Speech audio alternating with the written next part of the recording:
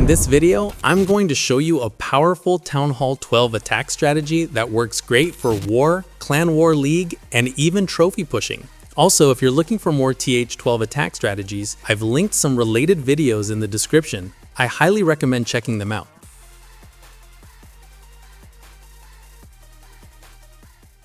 Hey my Clashers, welcome back to the channel. Before we jump into the attack, just a quick reminder. This channel is all about Clash of Clans. So if you're new here, make sure to hit that subscribe button. All right, let's get into the army composition.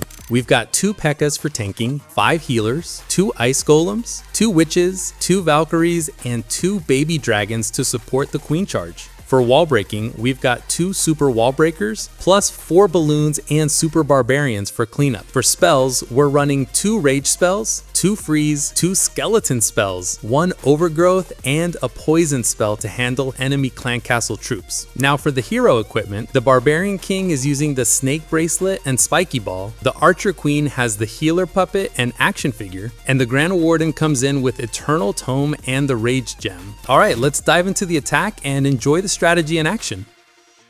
So the first attack is a war attack. Let me walk you through the plan.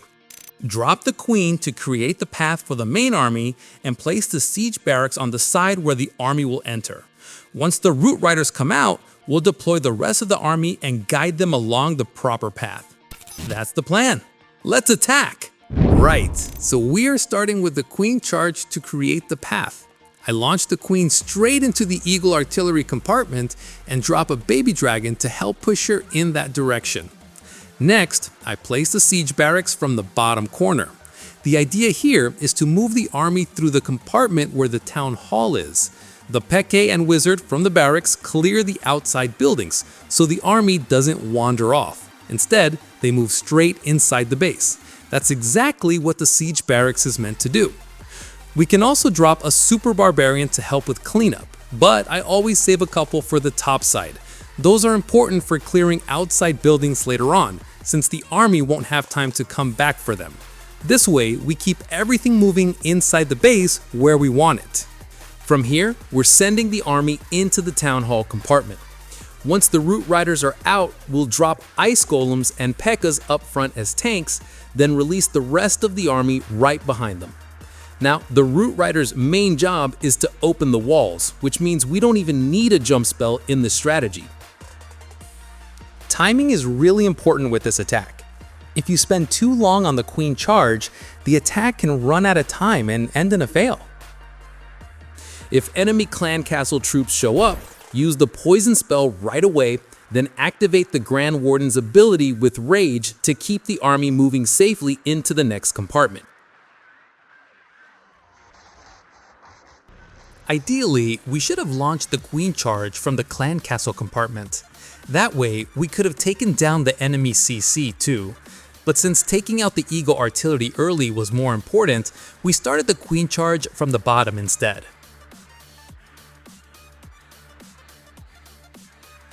For single infernos, we've got 2 options. Either use skeleton spells to distract or freeze them if they're locked onto your tanks.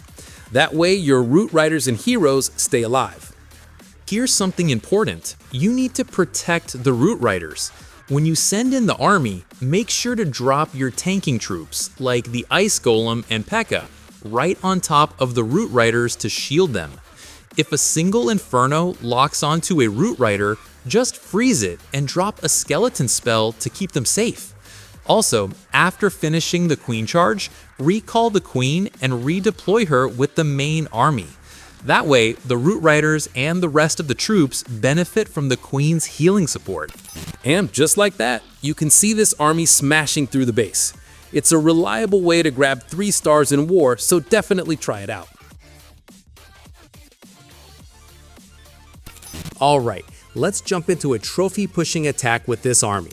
This is a TH13 max base with 35 trophies on the line. I'm starting with the queen charge into the upper corner compartment.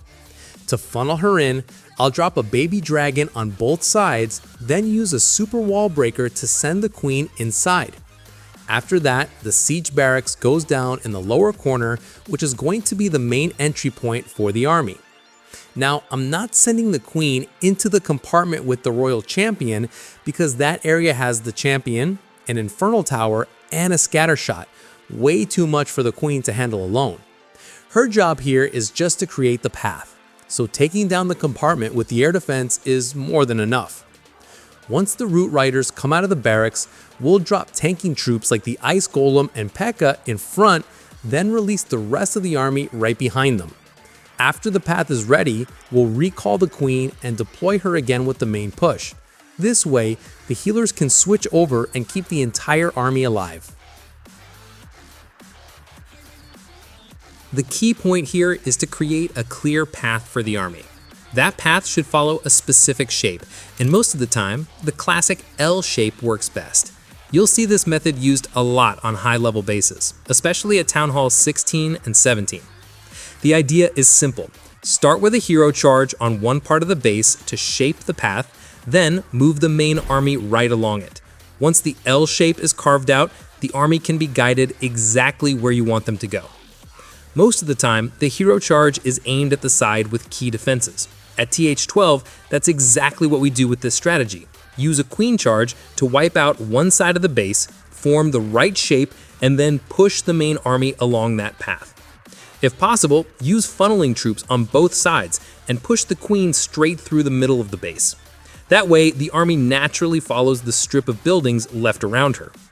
That's exactly how I set it up in the war attack in this video, and the same logic applies to you. Adjust your hero charge based on the base you're attacking and create the right path before sending in your main army. So guys, I really recommend you try out this army for your attacks. This style of strategy is actually used a lot at higher Town Hall levels, so if you practice it now, you'll gain experience that makes things much easier as you move up.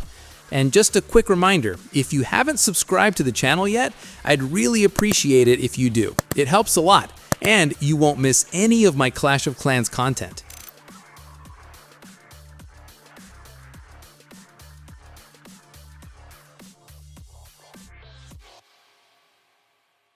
Alright, let's jump into the third attack. This one's also at Town Hall 13, with 40 trophies on the line. We'll start by dropping a baby dragon to set the funnel, then guide the queen into the lower compartment. Over on the right corner, we'll place the Siege Barracks.